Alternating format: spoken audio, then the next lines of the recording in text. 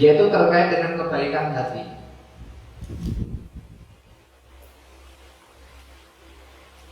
Baik buruknya apa yang dilakukan oleh anggota tubuh kita, baik atau tidaknya apa yang kita ucapkan, baik atau tidaknya apa yang dilihat oleh mata kita, yang didengar oleh telinga kita, yang dilakukan oleh tangan atau jari kita, yang diayunkan atau dilangkahkan oleh kaki kita, itu semuanya tergantung hati kita. Ya, itu semua tergantung hati.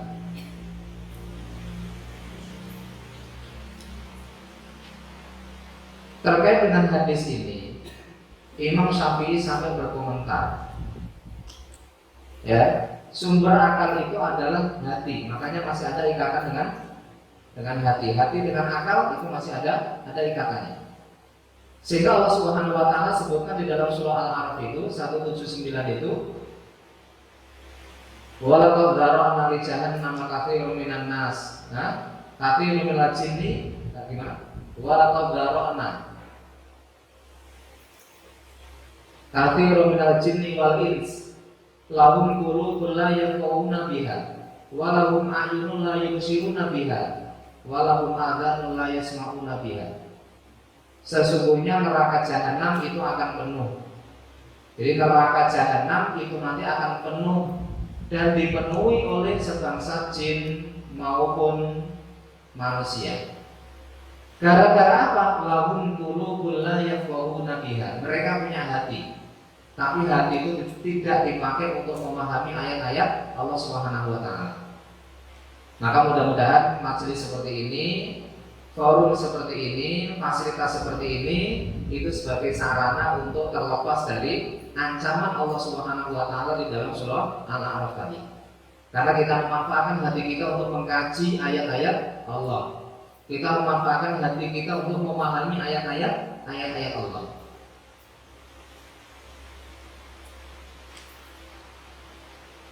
Ternyata hati ini juga kunci kemenangan kita, kunci keberhasilan kita, kunci keberuntungan kita nanti pada hari kiamat. Di dalam surah Asy-Syu'ara ini ada ayat yang cukup populer. Allah Subhanahu wa taala sampaikan, yauma la yanfa'un malu wala banun illa man atallaha biqalbin salim. Pada hari tidak ada gunanya, tidak ada faedahnya, tidak ada manfaatnya mal wala banun, harta yang kita miliki, anak-anak yang kita miliki, illa man atallaha biqalbin salim, kecuali orang yang datang menghadap Allah Subhanahu wa taala dengan membawa qalbun salim, dengan membawa hati yang bersih, dengan membawa hati yang baik. Dan ini yang menentukan harta yang kita miliki nanti akan bermanfaat, anak-anak yang kita miliki nanti akan bermanfaat. Itu urusannya adalah hati. Dan Allah Subhanahu wa taala, Rasulullah sallallahu alaihi wasallam juga mengingatkan, innallaha la yanzuru ila ajsamikum wala ila suwarikum walakinnallaha yanzuru ila qulubikum wa ila a'malikum. Nabi sampaikan, Allah Subhanahu wa taala tidak melihat rupa dan fisikmu. Makanya urusan fisik kita, urusan rupa kita nanti tidak akan dimintai pertanggungjawaban oleh Allah. Kenapa kamu dulu kok enggak cakep gitu ya? Kenapa kamu dulu kok enggak ini, kok enggak itu? Terkait dengan fisik sama sekali enggak akan ditanyai. Tapi yang akan dilihat oleh Allah, yang akan dinilai oleh Allah Subhanahu wa taala itu adalah qulubikum wa a'malikum, yaitu hati kalian dan amal-amal perbuatan yang kalian lakukan. Itu yang akan dinilai oleh Allah Subhanahu wa taala. Makanya tatkala kita ini sibuk memperbaiki fisik kita, sibuk menghias fisik kita, jangan sampai kita lupa kita juga harus perhatian terhadap isi hati kita. Ketika kita sibuk memperbaiki penampilan zahir kita, maka jangan lupa ada sesuatu yang jauh lebih penting untuk diperbaiki, yaitu hati. Makanya kita pun juga harus mengkaji tentang materi-materi tazkiyatun nufus, karena ini juga salah satu misi diutusnya Rasulullah sallallahu alaihi wasallam. Huwallazi ba'atsa fil ummiyina rasulan minhum yatlu 'alaihim ayatihi wa yuzakkihim. Jadi tugas Rasulullah SAW selain mengajarkan kepada para sahabat, mengajarkan kepada umatnya, itu wa yuzakkihim, mentasfiyah, mensucikan jiwa-jiwa umatnya. Ini adalah tugas Rasul. Maka ini juga harus menjadi fokus kita. Itu hati. Makanya Rasulullah SAW itu juga pernah berdoa, ya Allah, sungguh aku mohon kepadamu, berilah harta yang baik. Kenapa harta yang baik? Karena harta yang baik itu menjadi sumber kebersihan hati. Ada beberapa komentar dari para ulama terkait dengan hati. Misalnya Imam An-Nawawi sendiri itu juga mengatakan, hati yang baik dapat dicapai dengan membersihkan hati dari segala penyakit. Penyakit yang dimaksud ini penyakit yang berkaitan dengan hati, bukan penyakit fisik. Apa di antara yang disampaikan oleh beliau yang itu adalah bagian dari penyakit hati? Yang pertama adalah benci. Ya, membenci seseorang tanpa adanya alasan, atau bahkan membenci kepada seseorang dengan alasan pun itu sesungguhnya juga kurang terpuji. Bukankah ciri-ciri orang yang bertakwa ya itu adalah memaafkan? Di dalam surah Ali Imran 134 itu, alladzina yunfikuna fis-sarra'i wad-dharra'i wal kadhiminal ghaidha. Salah satu ciri dari orang-orang yang bertakwa itu adalah orang yang mengendalikan amarah, wal afina 'anin nas, dan orang yang suka memaafkan kesalahan orang lain. Buat apa kita harus benci dengan orang lain? Maka jangan berikan ruang di dalam hati kita untuk benci kepada orang lain. Makanya Rasulullah SAW itu juga mengingatkan, la tahasadu, wala tanajashu, wala tabaghadu. Jangan kalian saling iri dengki, dan jangan kalian saling membenci. Ini penyakit yang mengotori hati. Kaitannya dengan tasfiyatun nufus, maka harus kita bersihkan. Ya, kita harus bersihkan, kita harus hilangkan ketika di dalam diri kita itu ada perasaan benci. Yang kedua adalah dendam. Memang dendam itu biasanya memang ada konflik, ya, ada miss. Kemudian kita memendam apa? Memendam dendam tadi. Jadi justru itu adalah hal yang bisa merusak dan mengotori hati. Kemudian dengki.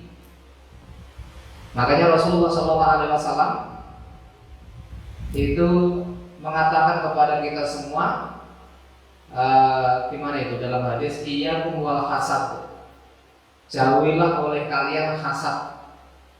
Hasad itu adalah dengki. Kenapa? Fa'innal hasad, sesungguhnya dengki itu ta'kulul hasanat, bisa memakan kebaikan-kebaikan, kama ta'kulun nar al-hatab, sebagaimana api memakan kayu bakar.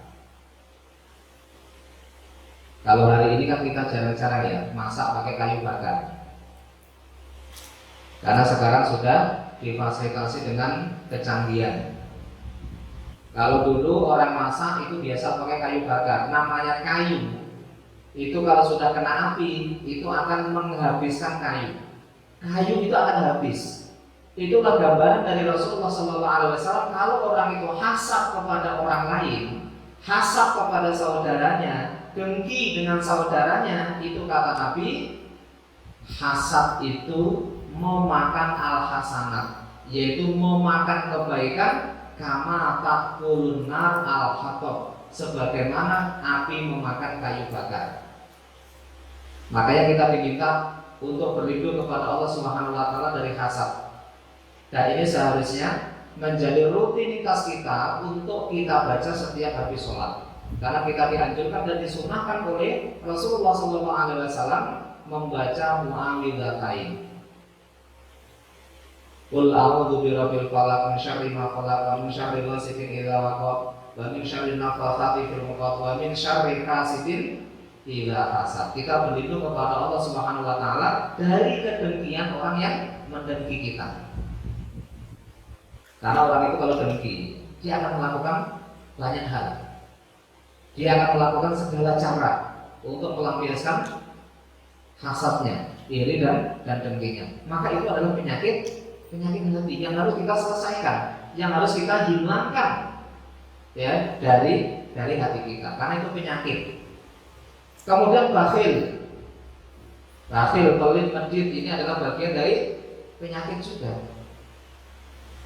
Bukankah seharusnya kita menyadari apa yang kita miliki itu adalah titipan dari Allah Subhanahu wa taala.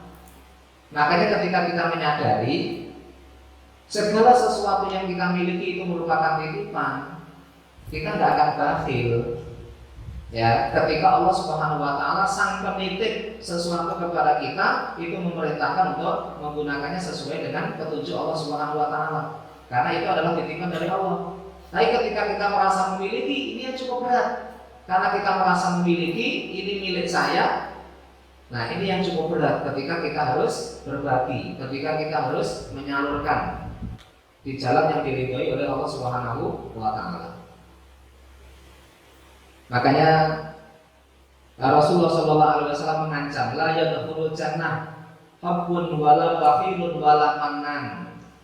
Kata Nabi, la yadkhulul jannah, tidak akan pernah masuk surga apapun orang yang suka menipu, wala bakhilun, dan juga orang yang bakhil, orang yang pelit, orang yang medit, wala mannan, dan orang yang suka mengungkit-ungkit pemberiannya. Ini vonis yang ngeri dari Rasulullah SAW. Nabi mengawali dengan kalimat la yadkhulul jannah, tidak akan masuk surga orang yang suka menipu, ya, wala bakhilun, orang yang pelit, orang yang bakhil, wala mannan, dan orang yang suka mengungkit atas pemberiannya. Makanya di dalam surah Al-Baqarah itu ada banyak ayat yang terus menerus berurutan. Ya, di antara ayat surah Al-Baqarah 261 itu kan ayat-ayat yang berkaitan dengan sedekah dan infak.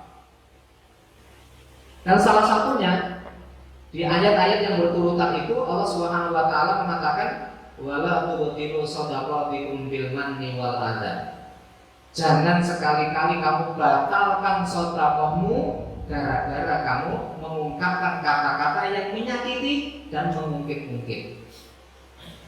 Manna wal adha. Manna itu adalah mengungkit-ungkit kembali sesuatu yang sudah kita berikan. Wal adha itu diambil dari kalimat dari makna menyakiti atau sakit. Jadi kata-kata atau perbuatan yang kita sampaikan kepada yang bersangkutan itu nyakitin. Itu adalah perbuatan yang membatalkan sedekah kita. Terkadang itu semua dilatar belakangi oleh kekecewaan kita terhadap orang yang sudah kita beri. Biar aja sesuatu yang sudah kita berikan kepada orang lain itu biar menjadi tabungan pahala buat kita. Adapun suatu saat dia harus menyakiti kita, suatu saat dia zalim kepada kita, suatu saat dia mengecewakan kita, nggak usah dibalas dengan perbuatan-perbuatan atau ucapan yang membatalkan pahala sedekah kita. Kita sudah sedekah, sudah kehilangan, nggak dapat pahala lagi, rugi nggak kira-kira? Rugi. Tapi itu memang berat, karena kita harus mempertahankan pahala yang sudah Allah berikan kepada kita. Tapi ini harus berjuang. Jangan sampai sesuatu yang sudah menjadi hak kita dari pahala kemudian lenyap, ya, atau lebur gara-gara kita melakukan mannan tadi, yaitu mengungkit-ungkit atau mengucapkan atau perbuatan yang membuat orang lain itu tersakiti. Bakhil. Berikutnya adalah sombong. Itu juga bagian dari penyakit. Sombong itu jelas Nabi Shallallahu Alaihi Wasallam memberikan definisi batorul haq wa ghamtun nas. Batil itu menyepelekan dan menolak kebenaran dan merendahkan orang lain. Itu sombong. Makanya sombong itu bukan berarti orang yang pakai mobil mewah, bukan orang yang pakai baju bagus, bukan. Makanya kalimat itu keluar dari Rasulullah SAW, dari lisan Rasulullah SAW ketika ada seorang sahabat dia pakai baju yang rapi, pakai baju yang bagus, kemudian mengatakan kepada Rasulullah, ya Rasulullah, saya pakai baju yang bagus. Apakah ini adalah bagian dari kesombongan? Nabi menjawab tidak. Justru Nabi mengatakan innallaha jamilun yuhibbul jamal. Sesungguhnya Allah Subhanahu wa taala itu maha indah, yuhibbul jamal, dan Allah Subhanahu wa taala suka kepada keindahan. Maka ya kita harus selalu berpenampilan rapi. Apalagi yang masih pelajar ini ya, pakaian yang rapi. Jangan compang-camping. Ya. Wabil khusus ketika kita harus ke masjid. Karena surah Al-A'raf mengatakan khudhu zinatakum inda kulli masjid. Pakailah pakaian terbaik sebagai bentuk perhiasan inda kulli masjid ketika kita ke masjid. Saya ke masjidnya seminggu sekali ketika Jumatan. Ya enggak, maksudnya tempat sholat itu adalah masjid. Kenapa? Karena sholat itu adalah saat dia itu menghadap Allah Subhanahu wa taala. Lah kadang kita ini menghadap pejabat aja harus rapi. Ini bukan hanya sebatas pejabat, tapi ini adalah sang Khalik, Tuhan kita. Maka Allah perintahkan khudhu zinatakum inda kulli masjid. Ini adalah bagian dari adab yang diajarkan oleh Rasul kepada kita. Adab kepada Allah, wabil khusus pada saat kita melaksanakan ibadah. Sombong. Kemudian Nabi melanjutkan bahwa sombong itu bukan gara-gara kita pakai fasilitas yang wah, gara-gara kita pakai fasilitas yang baik, tapi sombong itu adalah batorul haq. Kalau ada kebenaran kemudian kita tolak, itu sombong. Kenapa? Bukankah Allah Subhanahu wa taala mengatakan al-haqqu mir rabbik, kebenaran itu adalah mutlak datang dari Allah. Kok dia tolak? Apa ini bukan bagian dari kesombongan? Ini adalah bagian dari kesombongan. Wa ghamtun nas, suka merendahkan orang lain, suka meremehkan orang lain, suka menjatuhkan orang lain. Ini adalah bagian dari kiber. Itu adalah bagian dari kesombongan yang Nabi Shallallahu Alaihi Wasallam memberikan sebuah ancaman. Ya, Nabi memberikan sebuah ancaman tidak akan pernah masuk surga orang yang di dalam hatinya itu ada kiber, ada kesombongan, meskipun sekecil zarrah. Zarrah itu biji sawi. Biji sawi, sekecil biji sawi, kalau itu kesombongan ada di dalam hati, la yadkhulul jannah, dia tidak akan masuk surga. Wal yadzubillah. Kemudian riya. Riya itu beramal supaya dilihat. Gandengannya sum'ah. Sum'ah itu dari kata sami'ah, mendengar. Sum'ah itu adalah beribadah supaya didengar oleh orang lain, supaya orang lain dengar kalau saya ini sedang beribadah. Kalau riya itu supaya tahu. Makanya riya dan sum'ah ini satu yang mirip-mirip gitu ya. Hanya beda ini saja ya. Nah makanya hati-hati. Ketika kita melakukan sebuah amal kebaikan, hati-hati. Jangan sampai di situ ada unsur supaya dilihat orang, supaya didengar oleh orang. Karena ini adalah bagian dari penyakit hati. Tapi ada kalanya,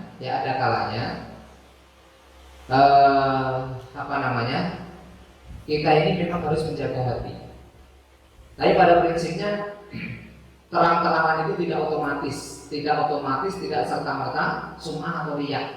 Misalnya di dalam surah Al-Baqarah Allah Subhanahu wa taala sampaikan wa in tubdu shadaqat fa ni'ma hiya. Allah Subhanahu wa taala mengatakan jika kalian sedekah dengan cara terang-terangan, tubdu itu namanya terang-terangan. Terserah bentuknya seperti apa, yang penting orang itu sedekah dengan terang-terangan. Fani imaniya, alangkah baiknya sedekah dengan terang-terangan itu, kata Allah. Kalau Allah Subhanahu wa taala saja memuji orang yang sedekah dengan terang-terangan, kenapa kita begitu mudah untuk menvonis orang itu riya, orang itu sum'ah? Bukan wilayah kita untuk menilai amal seseorang. Itu biar menjadi tanggung jawabnya masing-masing.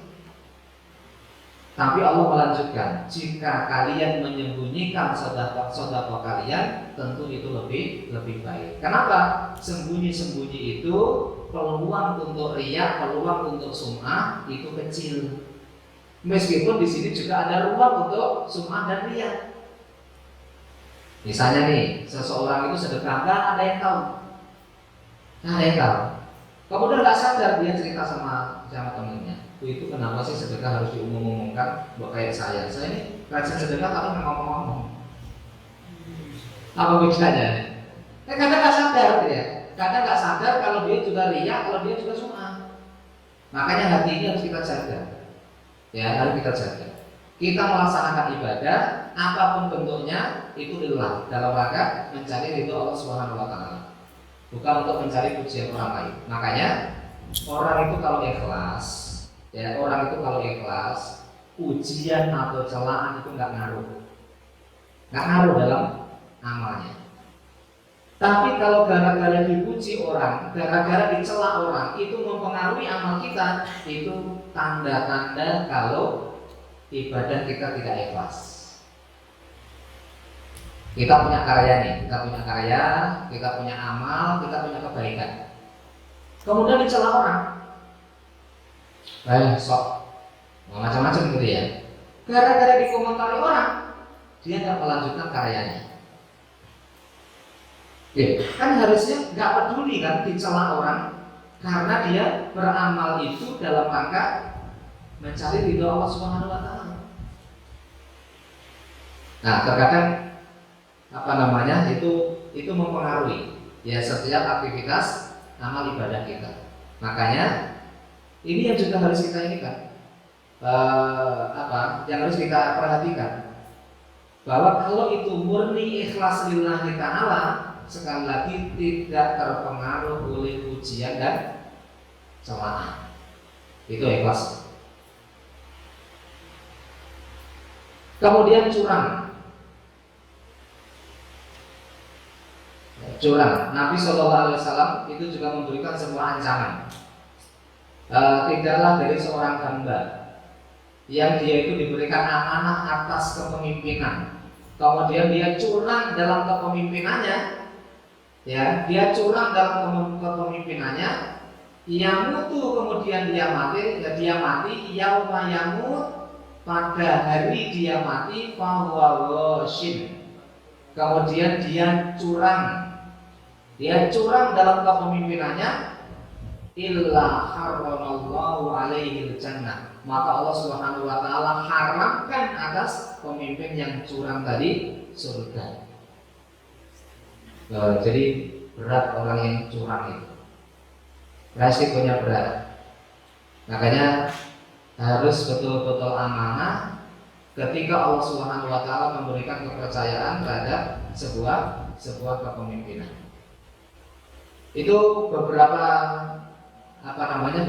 penyakit hati yang disampaikan oleh Imam An-Nawawi yang harus menjadi perhatian kita.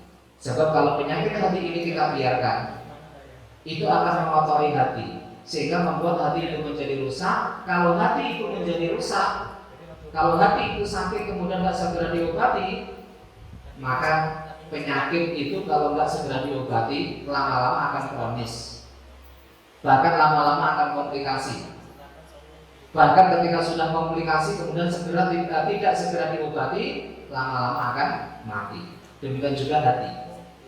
Kalau ada beberapa penyakit tadi, ya ada beberapa penyakit dan yang bisa mendiagnosa itu kita sendiri. Kita nggak bisa mendiagnosa orang lain. Kamu ini kayaknya banyak penyakit hatinya deh. Itu bukan karena kita. Yang bisa menilai hati itu sakit atau enggak itu adalah diri sendiri. Makanya kita harus jujur kepada diri sendiri. Kalau dengan diri sendiri saja kita bohong, berarti kita nanti akan menanggung konsekuensinya pada saat kita kembali kepada Allah. Kita harus jujur. Kalau memang penyakit-penyakit hati tadi ada pada diri kita, harus segera diobati. ya harus segera diobati. Itu kata Imam An-Nawawi. Kemudian Ibnu Rajab itu juga mengatakan terkait dengan hati, hati yang baik adalah hati yang terbebas dari penyakit hati dan berbagai perkara yang dibenci. Hati yang dipenuhi kecintaan dan rasa takut berjauhan dari Allah Subhanahu wa taala. Jadi hati yang sehat itu ketika ada rasa, jika kita jauh dengan Allah, itu rasanya nggak nyaman. Ya nggak nyaman. Dekat dengan Allah Subhanahu wa taala ketika kita mengerjakan setiap yang menjadi perintah. Itu berarti kita pengen selalu dekat dengan Allah Subhanahu wa taala. Jadi ketika jauh dengan Allah itu gelisah hatinya. Karena kita harus jauh dari kekasih kita. Dalam hal ini Allah, nggak ada yang lain. Kemudian Hasan Al-Basri juga berkomentar, obati hatimu, karena yang dikehendaki Allah Subhanahu wa taala dari hambanya adalah kebaikan hatinya. Jadi sekali lagi kita memperbaiki penampilan kita nggak dilarang, sama sekali nggak dilarang. Ya, kita memperindah zahir kita itu nggak dilarang, selama tidak bertentangan dengan hukum syar'i. Tapi yang menjadi perhatian adalah ketika kita fokus memperbaiki zahir kita, memperbaiki penampilan luar kita, jangan sampai lupa kita harus lebih memperbaiki urusan dalam kita. Dalam hal itu adalah qalbun atau hati. Nanti kalau kita mengkaji tentang tasfiyatun nufus, saya pernah membaca tanda-tanda hati yang sehat. Itu ternyata kita ini jauh, bukan kita ya, saya ya, ketika baca itu saya ini jauh dari kriteria hati yang sehat ternyata. Ya, tadi suatu saat kita akan baca itu tanda-tanda. Kalau tanda-tanda hati sakit itu mah gampang. Ya gampang. Tinggal dilihat tanda-tanda yang disampaikan oleh Imam An-Nawawi tadi.